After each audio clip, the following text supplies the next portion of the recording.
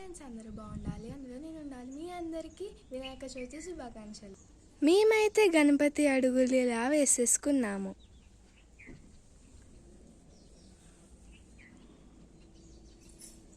మేమైతే ఫస్ట్ ఇలా brown colour మధ్యలో వైట్ కలర్ వేసాము.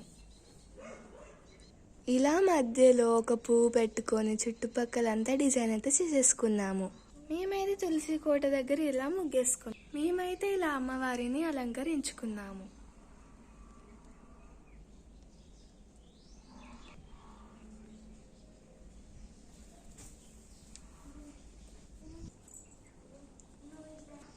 మేమైతే గడప ముందు ఇలా ముగ్గులు వేసేసుకున్నాము. చాలా బాగుంది కదా.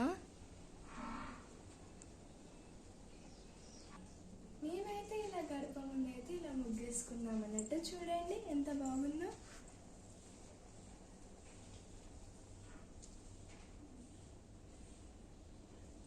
మేమైతే ఇలా గడప మీద లోటస్ ముగ్గేసుకొని అటు 2 పూలు ఇటు 2 పూలు అయితే పెట్టేసుకున్నాము.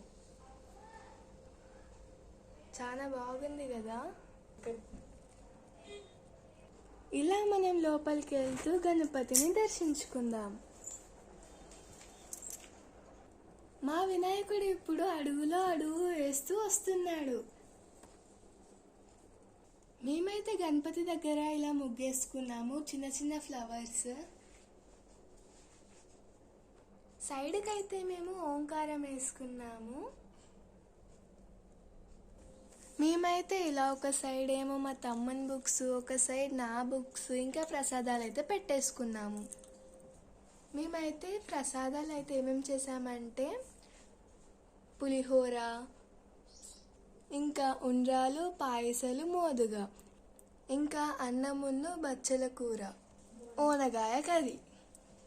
గణపతికి అయితే మోదుగాలంటే చాలా ఇష్టం. ఇప్పుడు మన గణేషుని చూద్దాం రండి. మా గణేషుని చూసారా ఎంత అందంగా ఉన్నాడో. గణపతికి నైవేద్యంగా బనానాస్, బత్తాయి అయితే పెట్టేసుకున్నాం. గణపతికి ఎంతో ఇష్టమైన దోసకాయ, జామకాయ, కంకులు, పైనాపిల్, ఇంకా ఏలక్కాయ. ఇక్కడైతే మా పసుపు గణపతి ఉన్నాడు చూడండి. గణపతికి ఎంతో ఇష్టమైన కలర్ రెడ్ కలర్ కాబట్టి మేమైతే ఇలా మందార పూలతో ఇలా డెకరేషన్ అయితే చేసేసుకున్నాము. ఇంకా గణపతికి ఇష్టమైన పారిజాతం పూలు. గణపతి పూజలో అత్యంతమైన ముఖ్యమైనది గరక. గరక అనేది 21 గరిక పూజలు అయితే పెట్టేయాలి దేవునికి.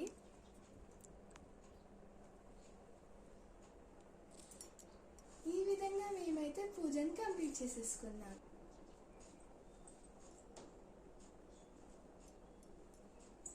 ఇలా మా పూజ అయితే కంప్లీట్ అయిపోయింది. కనుక మీకు నచ్చినట్టయితే లైక్ చేయండి, షేర్ చేయండి, కామెంట్ చేయండి, సబ్స్క్రైబ్ మాత్రం చేసుకోవడం మర్చిపోకండి. Bye bye. జై బోలో గణేష్ మహారాజ్.